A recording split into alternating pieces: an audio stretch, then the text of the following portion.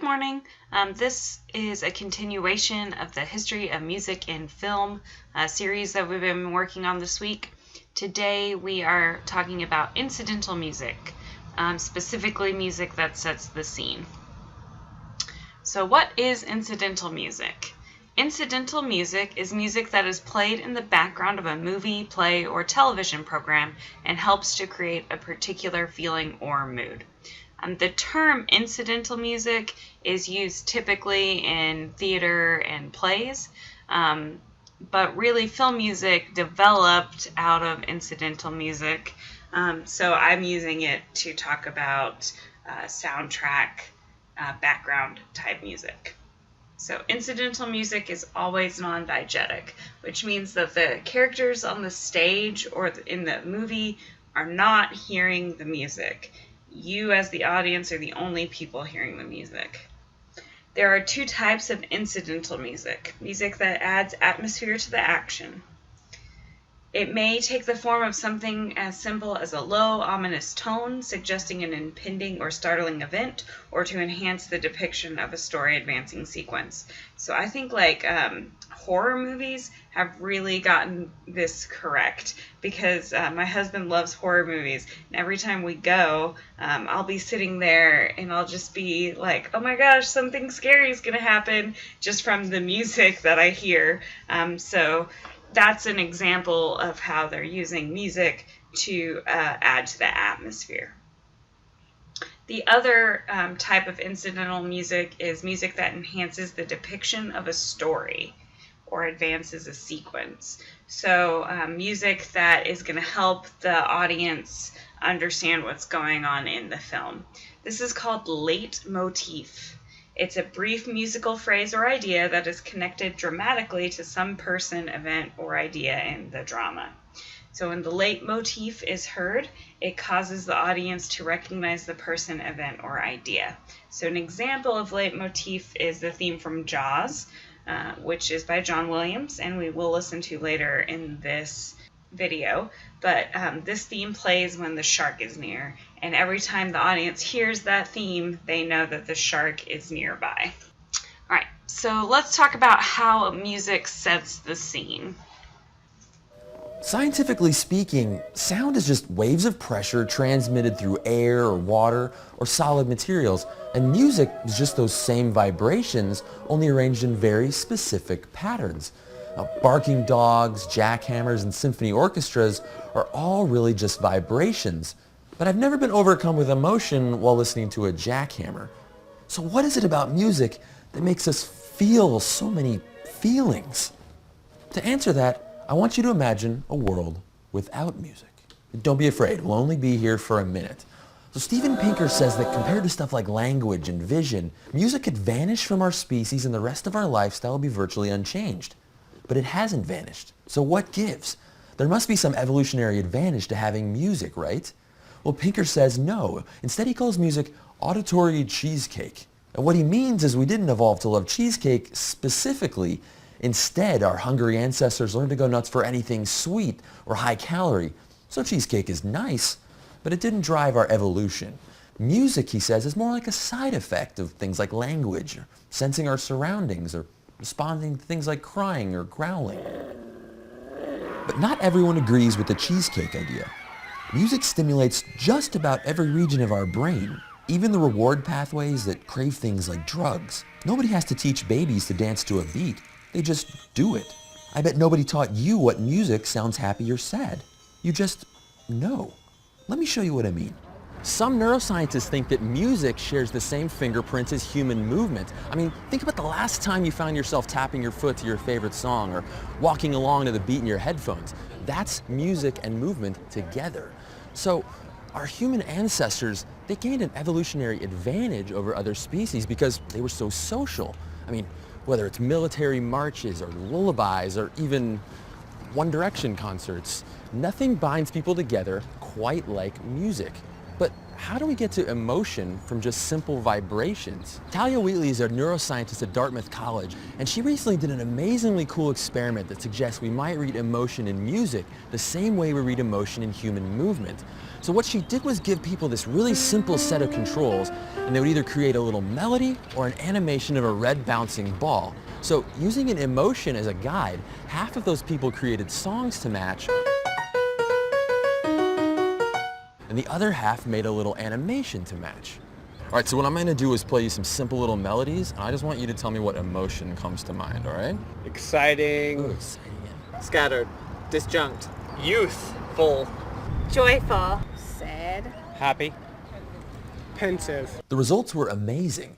For each emotion they tested, the slider positions were the same for the melody as they were for the bouncing ball.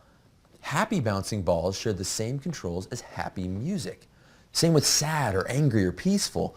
Emotion in music and movement seem to use the same patterns. Now I know what you're thinking.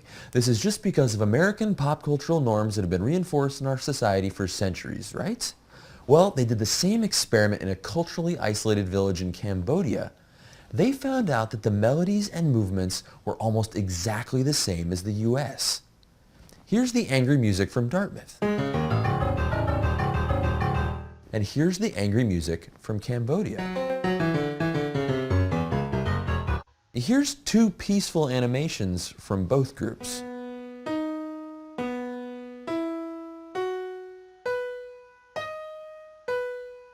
This may just be the tip of the iceberg when it comes to figuring out why music can create so many feelings, but it shows that motion and music go together beyond just dance moves. Just like we can sense sadness by watching someone walk, and we know a happy dance when we see it, music seems to move us because we move. Our connection with music overlaps with movement because we're running different programs using the same hardware, and those programs are part of what makes it so great to be human. Mike over at Idea Channel wonders if culture might play a role. Is there really something about sad music that makes it sad? Here's an idea. Head on over and see what he has to say. That video was just talking about why music can affect your emotions. And it doesn't really answer all the questions that you might have about why music is so powerful, but it does suggest that music affecting emotions is an everybody human thing. It doesn't depend on who you are or what you grew up around. You can listen to music, you could watch a bouncing ball and decide what emotion is related to that. And that helps movie directors create their incidental music. These next examples are all incidental music that sets the scene. With the advent of talkies in 1930, talkies are films with spoken dialogue, music accompanists in the form of in-house pianists and orchestras began to slowly die out. However, this made the production of original score music possible. Film composers could now create specific music that could be used throughout screenings.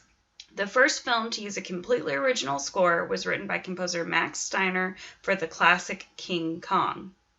Original film scores allowed producers complete control over how the film would make audiences feel, with a perfectly chosen score indicating how audiences should react, such as creating tension during an action scene by using a fast-paced melody. Films could have the desired effect producers wanted.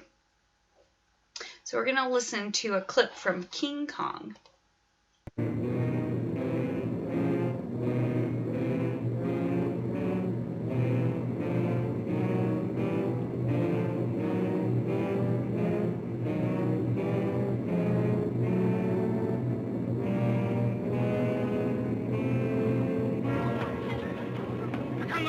Slave, get in.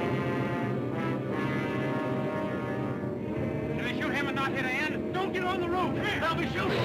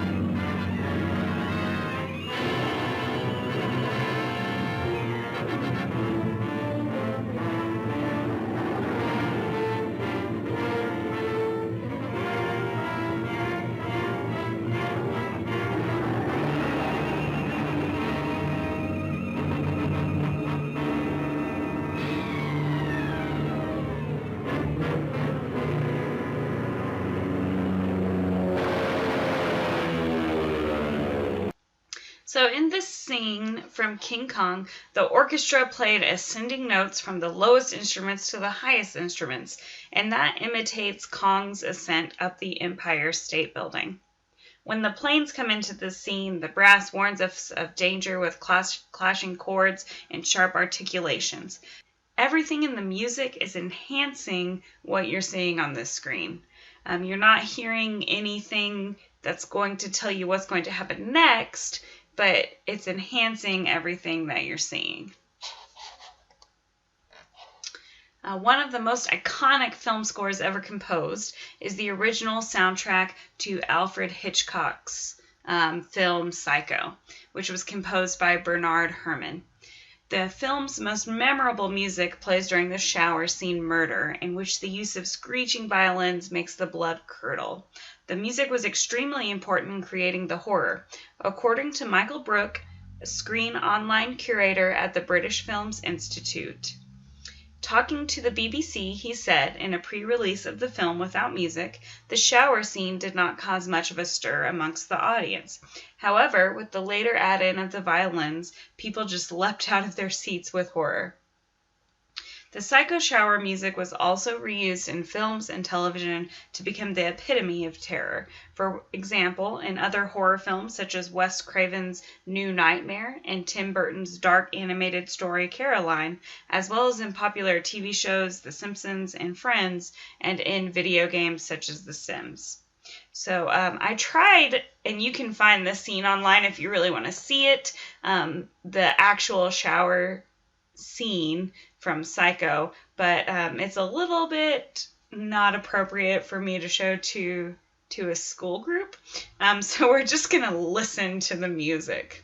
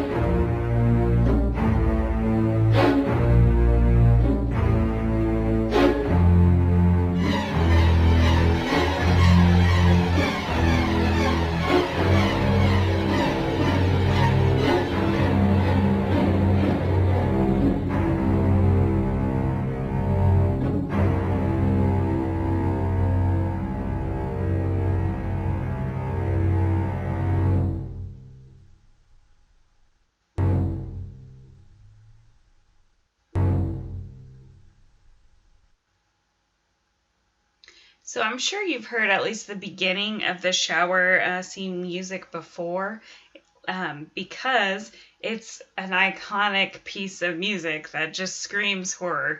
And so it's definitely a demonstration of how one soundtrack can become the epitome and cliche of an entire genre.